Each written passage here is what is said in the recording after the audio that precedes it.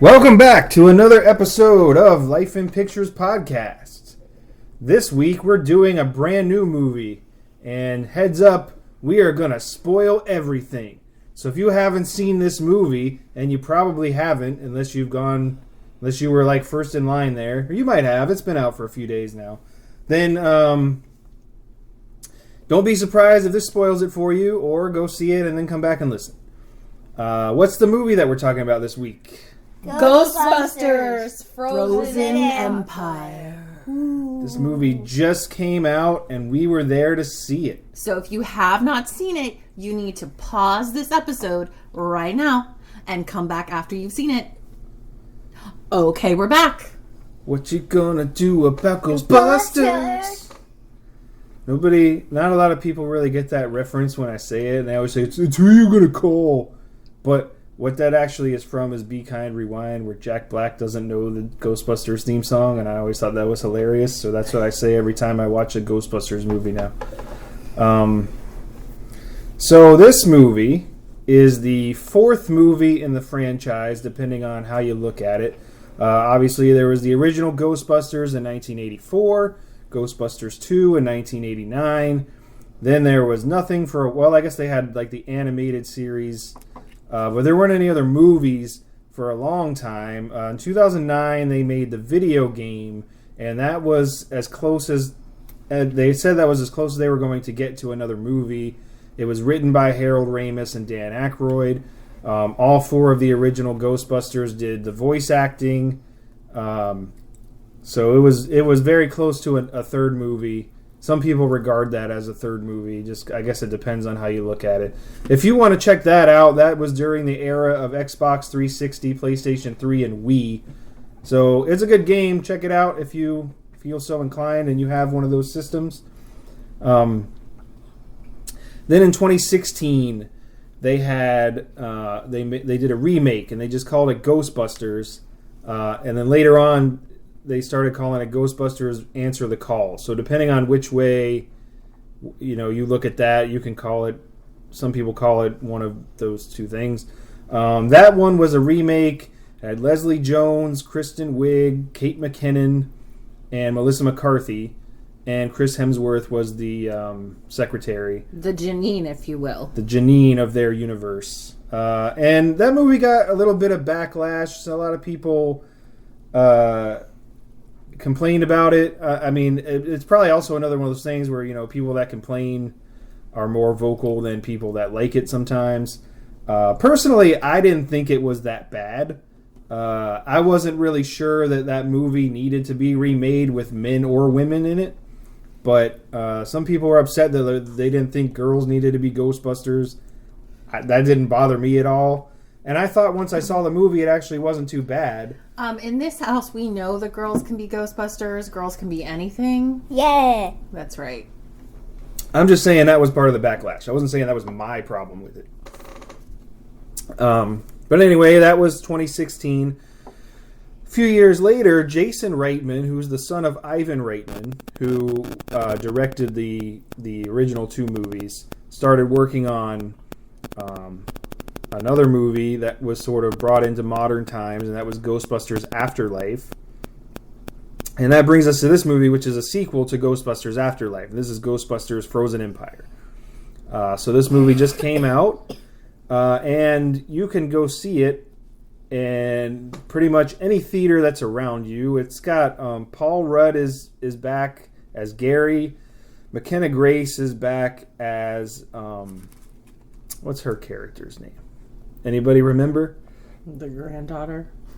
I don't know. I don't remember the character. Heck names. If I know, man. Finn Wolf. I'm not sure how you say this guy's name, if it's Wolford or Wolfhard, but he's the kid from Stranger Things. He plays Trevor, who is one of the kids in the movie. Or no, I'm sorry, he's an adult now. He's 18. Yes. Patton Oswalt is in it. Fun fact, you're an adult when you're 18. Yep. Obviously, there was people from the original movie in it. 3 of the original 4 Ghostbusters, because Harold Ramis has passed on now, so he's not in this movie. But Ernie Hudson, Bill Murray, and Dan Aykroyd are in it. There was even I don't know what his name is, but the or the name of the actor, but the guy that played the manager of the library made a cameo, and he was the guy from the original movie. The guy that, gosh, I'm terrible with these names, but the guy that he's the mayor now, and he, tried to shut them down in the first movie. He's trying to shut them down again. He's in it. So there's a lot of familiar faces and some new ones too. Definitely, I enjoyed the movie. I thought it was really good. I think if you are a fan of Ghostbusters, you will like it too. So you can go check that out at a theater near you. And the theaters near us are Regal. And we have Regal Unlimited. So we were able to just go see this movie without having to pay any more than our monthly membership fee. Which, not getting paid to say this, but if you like movies as much as we do, it's a pretty good deal. If you go twice a month, you're basically coming out a tiny bit ahead. Yeah, I mean, honestly, if you go once, it's kind of paid for itself. Because some movies are $20. So, it's not bad at all. It's a good thing to have. We've enjoyed it. It has come in handy for us. In fact, they went and saw a movie the day before. Currently, right now, Regal is running a special where they're showing old movies on Saturday mornings for children that are like $2 a pop. So the kids went with Travis and they saw Shrek last weekend. So that was pretty cool. Yeah, and while we were there, what did we get? We got the popcorn bucket. And we got like the last one, so we were pretty lucky. Yeah, so Regal and also AMC and probably other places, they have special merchandise for this movie and also other movies I've been noticing. That's pretty cool. For this one, they have a Ghost Trap popcorn bucket. It's basically a full-scale replica of the Ghost Trap from the movie. AMC also has a version of it that's slightly different. It has like a little cone that kind of comes out of it that holds the popcorn. Regal, they just give you popcorn and you can put it in the trap yourself if you want to. We didn't do that, but you could if you want to. Regal also has a popcorn and soda combo that has a metal bucket with some Ghostbusters artwork on it, and the cup has some artwork, as well as a topper. We got the No Ghost logo, but I think there's 2 or 3 different ones. There's Slimer, there's Stay Puffed. I think there's another one, but I'm not. The only one we saw at our theater was the No Ghost, I think, but I've seen online other ones. At our theater, there was also one of like the mini Stay Puft guys, but that was the only other one that I saw. I love those mini Stay Puft guys. They're so cute. They are. There actually might be a Proton Pack one. I don't know. Oh, Proton Pack. That might be the other one, yeah. Yeah. So, yeah, it's pretty cool. They got some pretty nice merchandise, and I've noticed they've had it for other movies, too, so next time you go see a movie you're interested in, cruise by the concession stand. They might have something cool that you want. And, lucky for us, we got there at 9:30 a.m. the day before to see Shrek. And while we were there, we got the last Ghost Trap popcorn bucket. So if you came after us and didn't get the popcorn bucket, you can order that on the Regal website. If you find yourself in that position and you still want one, they are currently taking orders for them on the website. So you might want to take a look and see if they have other stuff that you might want there as well. Don't worry, they will take your money. They will. They are not shy about that. So, yeah. So anyway, they got cool swag now. I guess maybe we'll kind of get into what happens in this movie. Yeah. So this movie, I think, takes place, it seemed like a year or so, maybe 2 years later. At this point, they're living in the firehouse and they are ghost busting on the regular. In New York City. Side note, you actually went to that firehouse. I sure did. I have a picture in front of it, and that's pretty awesome. I wish you guys had been there. So the next time I am in the city, we will definitely be going there. It's right next to the Chrysler Building, right? Yes, obviously. Maybe it is the Chrysler Building. Maybe it is the Chrysler Building. You never know. Yeah. You never know.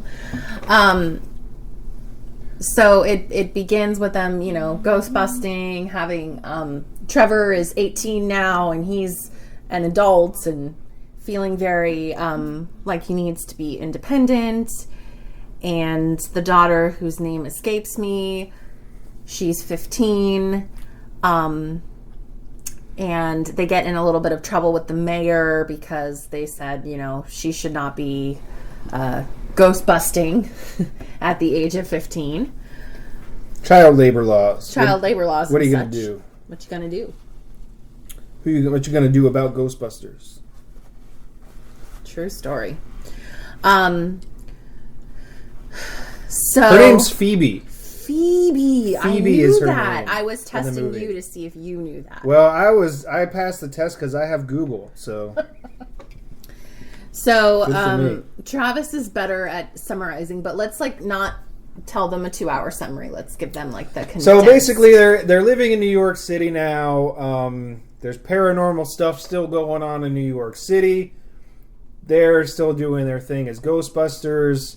Ray is still living there. He's got his bookstore. They come across this ancient relic that I'm never going to say this guy's real name, but his character's name is Nadim, and he's hilarious, and I highly doubt he's going to hear this, but if you are listening, I apologize for not saying your name right.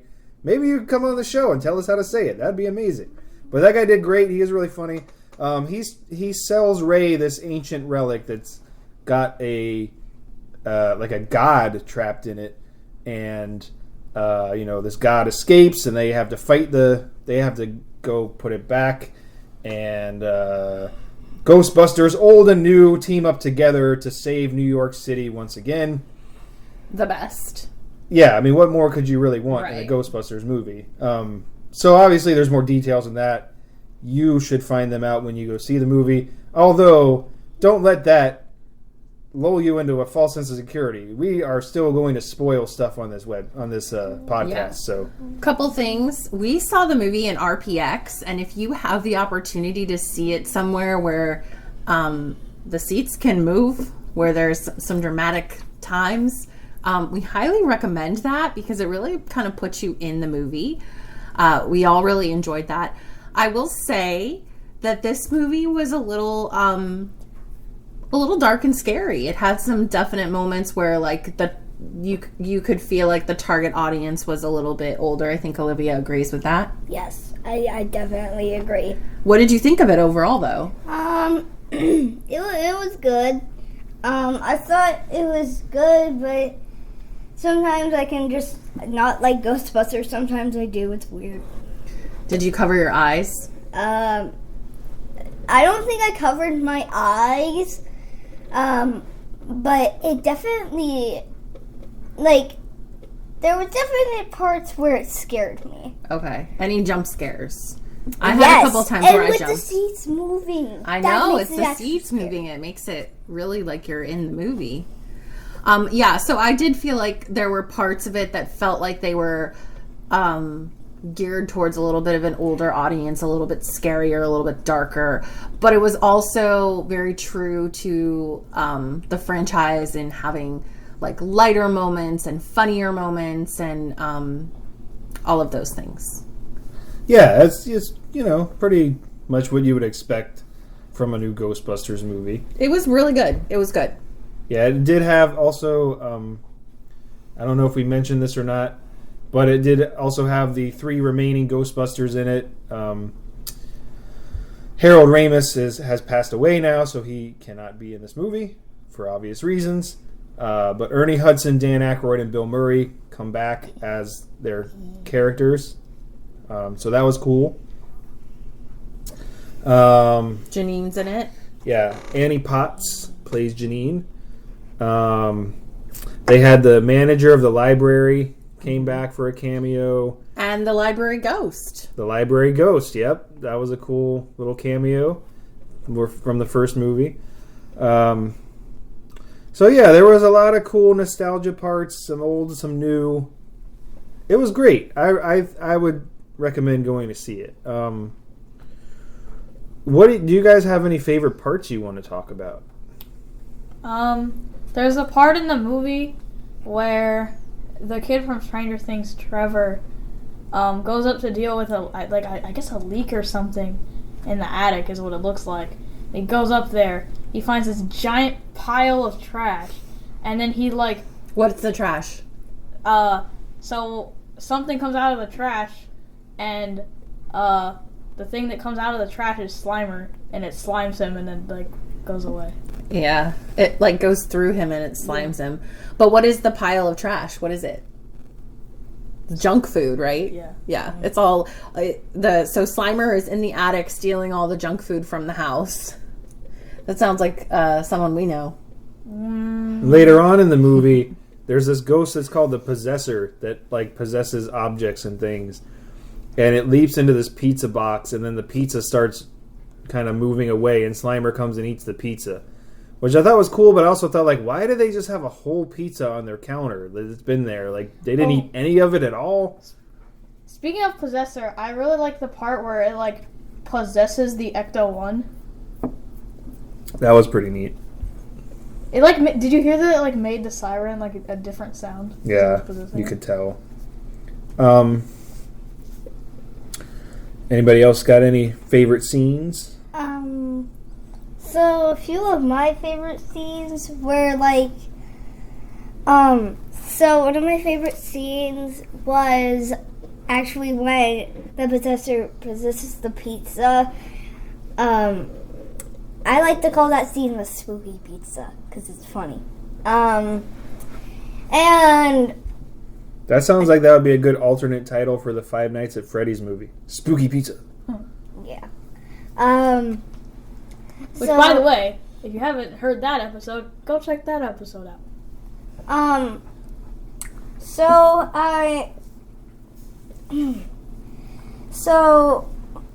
I'm trying to think. I think another one of my favorite parts is where this guy basically kind of becomes Naruto or something and controls fire.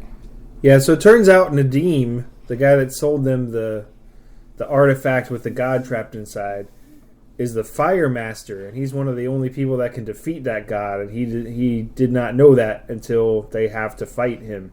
And that's what she's talking about. Oh, yeah, that brings me back to another one of my favorite scenes, where the Possessor, like, knocks out Lucky, I think her character's name is, and then it possesses the proton pack, and it's about to, like, shoot the person from Stranger Things, Trevor.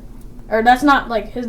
anyways, it's about to, like, shoot Trevor, and then Paul Rudd jumps in the way to, like, protect Trevor, but then it stops because the Fire Master, like, stopped the proton thing and, like, shot it out the other way. Yeah. Used his newfound powers. Some of the stuff that I liked in this movie was you got to see some new technology. Mm-hmm. They now have... You saw in Afterlife where they have the... it's not an ejector seat, but I don't know what you would call it. You know, they have a seat that kind of swings outside of the Ecto 1. It's like a it's like almost a trap robot. Like a gunner kind of seat. Mm-hmm. And they still have that, but now they have... I think they might have had this in Afterlife as well. They had like a remote control trap, which they still have, but now they have a trap that's on a drone. Yeah. And so they can pilot this drone, and they use it to get this flying ghost in the beginning, and I thought that was pretty neat. And then,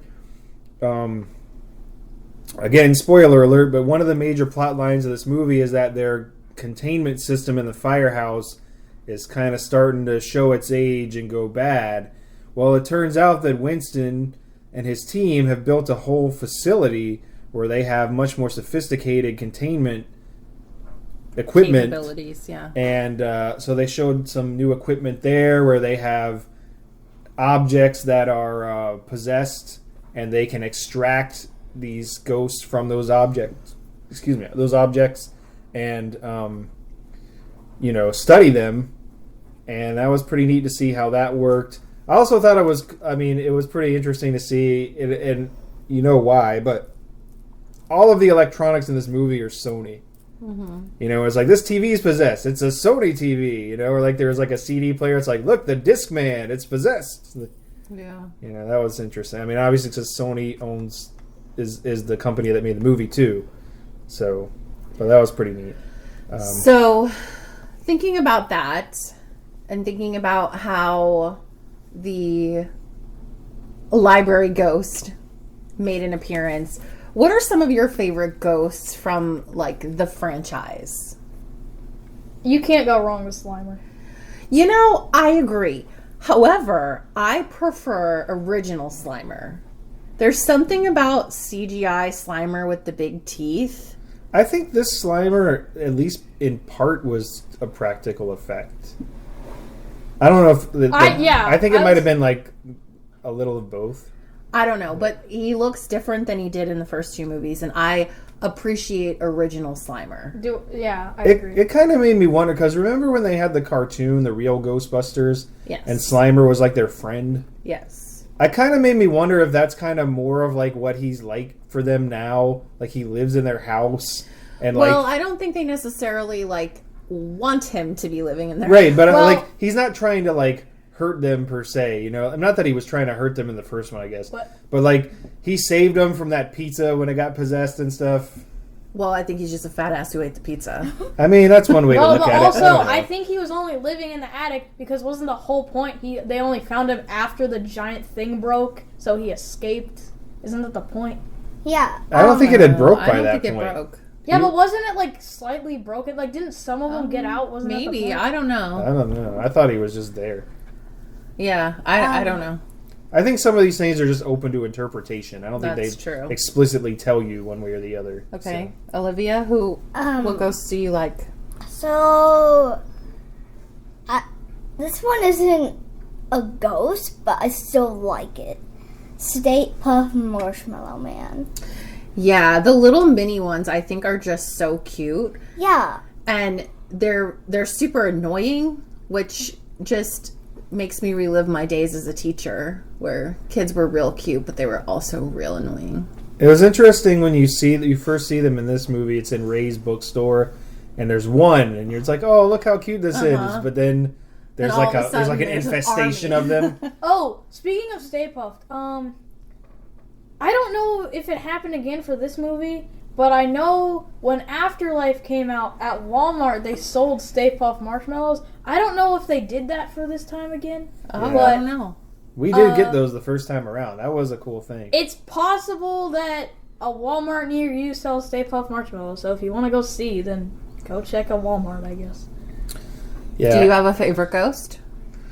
Probably just the original ones. You know, like they said, Slimer and the Stay Puft. I don't know. The new ones are kind of cool too. Like the little Stay Puffs are kind of cool. Yeah, they're cute. It's not that I didn't like the newer ones too much, but like I did not like the as vomiting much. blob. Yeah, not a fan. Not as much as the original ones. You know which ghost was always like the scariest to me was Zool. Yeah. Like, was Zool really a ghost though? But something about the painting of the like whatever that was possessed by Zool. Was that Zool though? Wasn't it? Zool was in the first one. Well, who was the second one? The painting one that was in the second one. Yeah, who was that? Gosh, what is that guy's name? Wait, who are you talking about? Like the main ghost of the movie? Like Vigo or something, right? Oh, you're talking about... Okay. Vigo? I'm gonna look it up. But doesn't he Vigo the Carpathian. But doesn't he get possessed by Zool? No? No, you're talking... She's talking about the guy that, like... who likes Dana. It's like her art teacher. Or no, not the art guy. No, she's guy. talking about this guy. I'm talking about the creepy painting. Yeah, that has nothing to do with Zool. Okay, well, whatever. I'm just telling you, it's creepy painting. Creepy. So basically, kind of the possessor. It was possessed. Yeah. Man. I don't think it was possessed. I think it was just like this. Well, I mean, I think it was possessed, but I think it was by the person who the painting was. So, based on seeing this movie and how it ended, what do we think the likelihood of a sequel is? I think the likelihood of a sequel is probably like a 15% chance. Why do you think it's so low? Okay, I think it's so low because I feel like the ending scene, like it didn't really, I don't know. It didn't have anything like major enough for me to think that like that's leading into a sequel. It just made, and that just like to me that just looks like a scene that's just like you're just supposed to assume what happened next. Like, that doesn't look like Which is that they're just going to go on with their lives as Ghostbusters and la-di-da-di-da. Yeah, I don't think Okay. that they're going to make a sequel. What do you think? Sequel or no sequel? On a scale of 1 to 100, I would say, like, 50% chance. Okay, so you're, like, in the middle. You're not so sure. Yeah, 50-50. I mean, here's the thing. Any movie studio that knows that they can bank off of something is going to continue to bank off of that thing until they cannot anymore. But if you think about the fact that the original cast members are really kind of getting up there in age, and I'm not sure how many more of those movies that Paul Rudd would want to do, or even the kids, because they're going to grow up and they might want to explore other options. I think if they could come up with a decent script and everybody would be on board, then I'm sure that they could make it and make a lot of money. I just don't know if that's their plan or not. Yeah, I'm a little on the fence about it too, because I could see it going either way. Where, obviously they wrote into the movie the potential for a sequel, because at the end there's two ghosts that escape and they go chasing them. So, one way to go with it is that, like, oh, this is going to lead into a sequel. Another way to go with it is just that, like, you're sort of left up to make up your own mind of, like, what happened after that. Right. So I think there's definitely the potential there. I think probably what you were talking about, where obviously I think some of that probably depends on how well this movie does. I think if this movie makes them a ton of money and they think they can keep it going, they probably will, one way or the other, because usually money wins out over, artistic merit, I guess, most of the time. But also another point that you brought up that I also agree with you on is how, like, if they do make that movie, will the original Ghostbusters still be involved, or will this movie have served as sort of like a passing of the torch, where we have a new generation of Ghostbusters with Paul Rudd what's the other lady's name? Carrie Coon, I think, plays Callie, and all of, like, that family. Is it just going to be them? Are the original Ghostbusters going to keep making cameos? And if they are, like, should they keep making cameos, or should they truly start a new kind of thing? Like, I think it was a good idea to have them there to kind of bridge that gap. But now that it's sort of been bridged, should they continue on with the new generation? Because, like you said, how many more movies do these guys have in them? Mm-hmm. Not only that, but also, like, how many times do we really want to see them stand on the sidelines? I mean, you don't go to see a Ghostbusters movie to see them stand on the sidelines and advise the new generation. At some point, you just want to see the new generation do their thing, Mm-hmm. So I could see it going either way. Tough to say. I think a lot of it will probably depend on how much money this movie ends up making in the end. So one thing we always do when we go to the movies is we always stay to see if there's a post-credit scene. And typically in a movie, especially a Marvel movie, a post-credit scene is going to give you some kind of spoiler for what's coming next. There was a post-credit scene in this movie, but it didn't serve to move the story forward or make you question whether or not there was going to be a sequel. But it was cute. So what happened, Colin? So there's this guy that's, like, driving a semi-truck, and he's going to get gas. He parks at one of the pumps, gets out of the truck, goes, like, up to the gas station to do something. I don't know what he's doing. I think he's, I don't know, maybe getting air for his tires or something. I think he was making a phone call at the payphone. Yeah, probably something like that. But anyways, then you just see in the background, you see the truck start moving, like, without him in it. And then, like, you can't see anything in the windows, so you think, like, I originally thought it was, like, a ghost possessing the truck and, like, moving. And then it makes, like a honking noise. And then the guy turns around and he's like, wait, that's my truck. And, like, on the thing, like, you know how semi-trucks have that, like, trailer thing in the back, and it normally has like an ad on it. It has that, but it's like the Stay Puft Marshmallows logo, which I think was supposed to be like kind of hinting at who was driving. Then it shows like who's driving, and it's a bunch of the mini Stay Puft guys just driving away with the truck. Mm-hmm. It was funny. So obviously that scene wasn't really hinting at a sequel. It was just kind of for fun. Right. Yeah. I don't know. Some of the things I also liked about this movie, which is the same things that I liked about the other movies, was just, if you are, depending on your age, if you were around when the first ones came out, they were a big deal. Like the Ghostbusters and Ghostbusters 2 were a big deal when they came out. The first one came out the year I was born, so I didn't see that in the theater, but I remember seeing the second one in the theater, and I just remember being like really into Ghostbusters. Like we had the toy trap and the toy proton pack, and we had Ghostbuster suits, and we would watch the TV show, and then later on, like when I had kids, like I was able to share those movies with my kids, and like my kids were really into them. And and that was one thing I did like about the 2016 movie was I was like, oh cool, they brought some of that merchandise back. Like they had the Ecto Cooler High C, and I got to show my kids like I used to drink this when I was a kid. Like it's pretty cool. Check it out. And I got to buy them some of the toys like the proton packs and the traps and stuff. And like having that trap popcorn bucket where they brought this out. Like that's one thing I do like about these movies when they bring them out again. You can say what you will about whether they should and all that, but it is still kind of fun to like relive that part of your life. I know this doesn't have anything to do with the new Ghostbusters, but in that 2016 one, was I the only one to notice that the trap was different? I don't think you were the only one. I think it was different on purpose, but like it didn't look like that at all. Well, no, there was a lot of things that were different about that movie, but I don't know. That's one of the things I like about when they bring these movies out. It's pretty cool. Well, I think we can all agree that we would recommend that you go see Frozen Empire. Hopefully, if you've made it to this point in the podcast, you have seen Frozen Empire. Otherwise, sorry, no spoilers for you.